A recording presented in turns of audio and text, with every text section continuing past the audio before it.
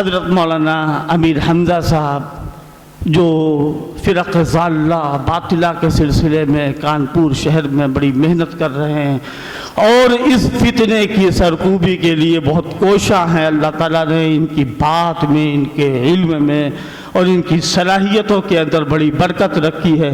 میں ان سے درخواست کرتا ہوں چند منٹ وقت کے اختصار کو دیکھتے ہوئے پیش فرمائیں. نحمده ونصلي على رسوله الكريم اما بعد. مجھے یہ حکم دیا گیا ہے کہ آپ حضرات کے سامنے شکیلیت کا کچھ تعارف کرا دیا گیا.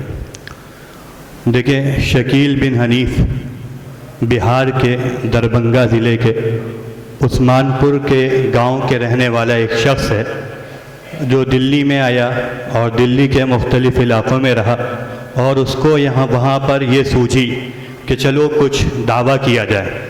ہو سکتا ہے کہ اس کے دماغ کے تار ہل گئے ہوں، یا یہ بھی ہو سکتا ہے اس کو کسی نے خریدا ہو اور اس کام کے لیے کھڑا کیا ہو.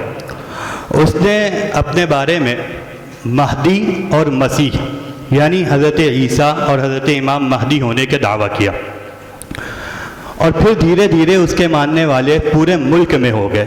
آپ کے لکھنؤ میں بھی ایک بڑی تعداد ہے جو ان کے ماننے والوں کی ہے، بلکہ یہ جو ہمارا علاقہ ہے اس علاقے کی جو ضمنی بیعت ہوتی ہے وہ لکھنؤ میں ہوتی ہے.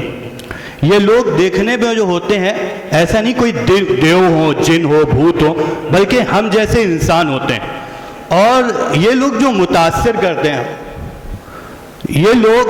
متاثر کرتے ہیں بنیادی طور پر شکیلی حضرات، وہ اپنے تقوی سے متاثر کرتے ہیں، اپنی عبادت سے متاثر کرتے ہیں. آپ کو بتائیں، جب کوئی شکیلی آپ کے سامنے اگر آئے گا اور آپ یہ سمجھتے ہیں نہیں آئے گا تو یہ بھول ہے.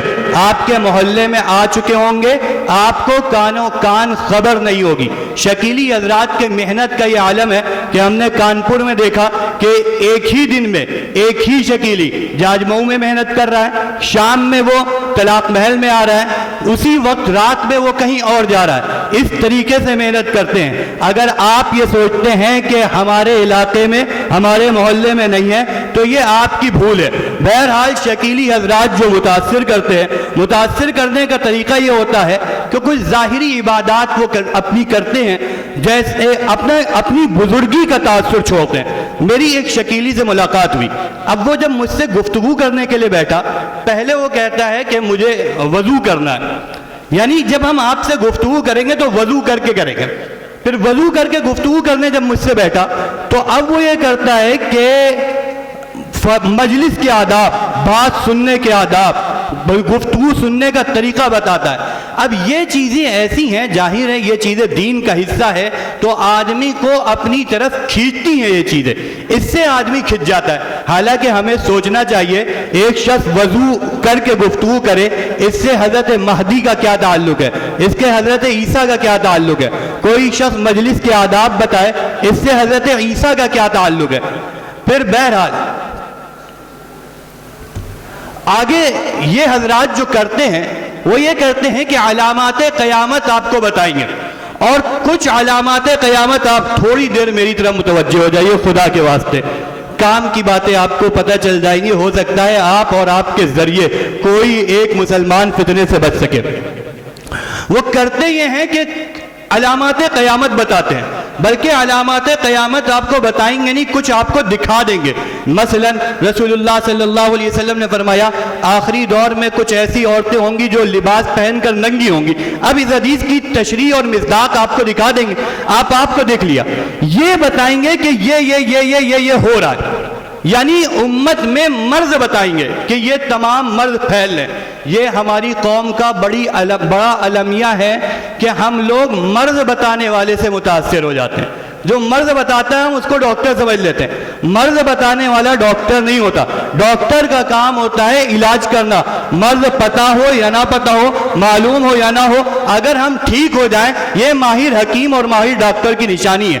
تو یہ لوگ امراض بتا کر آدمی کو متاثر کرتے ہیں، اور جب آدمی متاثر ہو جاتا ہے تو پھر اب وہ کچھ بھی دین کے نام پر بتاتے ہیں وہ آدمی قبول کر لیتا ہے. تو بنیادی طور پر یہ لوگ متاثر کرتے ہیں اپنے اعمال کے ذریعے، علامات قیامت کے ذریعے۔ ہمیں کرنا کیا چاہیے؟ ہمیں کرنا یہ چاہیے کہ جو شخص علامات قیامت کو خوب بیان کر رہا ہے ہمیں اس پر نگاہ رکھنی چاہیے، ہو سکتا ہے ایسا شخص شکیلی فتنے سے متاثر ہو۔ دیکھیے ایک بات ہم بتائیں کہ کوئی بھی فتنہ آپ پر حملہ آور تب ہو سکتا ہے جبکہ آپ کی کیسٹ خالی ہوگی، یعنی آپ نے اس فتنے کے بارے میں نہیں جانا ہوگا۔ بھائی کیسٹ میموری کارڈ اگر خالی ہے تو اس کو کوئی بھی بھر دے گا۔ اگر میموری کارڈ کو پہلے سے ہم نے بھر دیا، ہم نے بتا دیا کہ بھائی حضرت مہدی کی علامت یہ ہے، حضرت مہدی کا نام حضور صلی اللہ علیہ وسلم کے نام پر ہوگا، ان کے والد کا نام حضور صلی اللہ علیہ وسلم کے والد کے نام پر ہوگا۔ آپ ابو داؤد شریف اٹھائیے، ابو داؤد شریف میں حدیث نمبر 4279 سے لے کر 4290 تک، 4200 موبائل پر بہت آسانی سے آپ لوگ نکال سکتے ہیں۔ حدیث نمبر 4279 سے لے کر 4290 تک امام مہدی کا بیان ہے۔ اس میں آپ کو روایات مل جائیں گی کہ امام مہدی کا نام جو ہوگا وہ حضور صلی اللہ علیہ وسلم کے نام پر ہوگا، ان کے والد کا نام حضور صلی اللہ علیہ وسلم کے والد کے نام پر ہوگا، وہ مدینے کے رہنے والے ہوں گے۔ جب یہ باتیں ہم نے اپنی عوام کو پہنچا دی، اب کوئی شکیلی اگر جائے گا ہمارے کسی فرد کے پاس اور کوئی بات لے کر جائے گا تو چونکہ ہماری عوام کو پتہ ہوگا تو وہ اس کی بات کو قبول نہیں کرے گی۔ بنیادی طور پر فتنوں کا شکار وہ لوگ ہوتے ہیں، بنیادی طور پر فتنوں کا شکار وہ لوگ ہوتے ہیں جن کے ذہن خالی ہوتے ہیں، جن تک کہ بات پہنچ نہیں پاتی ہے وہ لوگ فتنوں کا شکار ہو جاتے ہیں۔ تو یہ جو ہمارے عمومی اجتماعات ہیں، ان اجتماعات کے ذریعے یہی ایک چیز پیدا کرنے کی کوشش کری جاتی ہے کہ ایک عمومی ماحول بن جائے کہ ہم دین کے تعلق سے، عقائد کے تعلق سے، ایمان کے تعلق سے سیکھنے والے بن جائے بس۔ لیکن ایک بات، بس یہ آخری بات میں کہہ کے ختم کروں گا، یہ اجلاس حل نہیں ہے، مکمل حل نہیں ہے۔ آپ کو خصوصاً جو ائمہ حضرات ہیں ان حضرات کو فارغ کرنا پڑے گا، ان حضرات کو بھیجنا پڑے گا مولانا عبدالباری صاحب کے پاس۔ اگر یہ جو ائمہ حضرات ہیں یہ مولانا عبدالباری صاحب فاروقی دامت برکاتہم کی آنکھ ناک کان زبان بن جائیں گے تو انشاءاللہ کوئی فتنہ پنپ نہیں پائے گا۔ اور اگر اس اجلاس کے بعد بالکل خاموشی ہو گئی، ایک جلسہ ہو گیا، ختم ہو گیا، تو فتنہ مزید ابھرے گا، فتنہ رکے گا نہیں۔ تو آپ حضرات یہ کریں کہ اپنے اپنے علاقے سے اپنے اپنے اماموں کو مولانا سے جوڑیں، مولانا ان کو مواد دیں گے اور اس کے ذریعے محنت کی جائے گی، انشاءاللہ اس کے بہتر فوائد ہم سب کو نظر آئیں گے۔